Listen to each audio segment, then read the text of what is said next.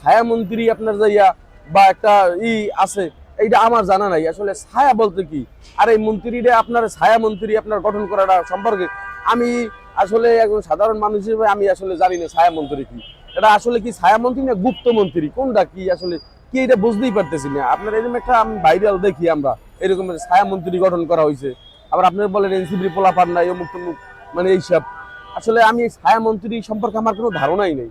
ছায়া মন্ত্রী কি আপনার ওই যখন আওয়ামী লীগ ক্ষমতায় ছিল তখন আপনার গুপ্ত ছিল যারা, আপনার টাস করে আপনার আওয়ামী লীগ চলে গেছে তারা জাহার হয়ে গেছে, তাই ছায়া মন্ত্রী কি এই রকমের গুপ্ত নাকি নাকি আমি আসলে ভালো জানি না। কিন্তু এখন জামাত আপনার যে রকমের মন চায় সেই রকমের এরা মন্ত্রী গঠন করে, যেই রকমের মন সেই রকমের করে। কিন্তু আমার মতে আসলে যত যেই মন্ত্রী গঠন করুক তারা ছায়ার ভিতরেই থাকবে, আলোতে আসলে আমি মনে করি আসতে পারবে না। কেন সে আপনার তার কিছু নেতাকর্মী বা আপনার বিভিন্ন রকমের আপনার কার্যকলাপের মাধ্যমে তারা ছায়ার ভিতরেই আবার চলে গেছে।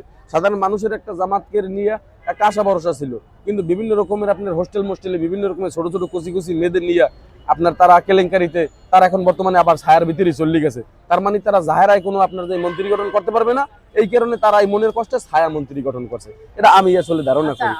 সাধারণ মানুষ আমরা নির্বাচিত একটা সরকার হইলে তার আপনার আমলে আপনার যে প্রধানমন্ত্রী দেখি এবং বিভিন্ন আপনার মন্ত্রী দেখি, শিক্ষামন্ত্রী, যোগাযোগ মন্ত্রী, বিদ্যুৎ মন্ত্রী, বিভিন্ন মন্ত্রী দেখি।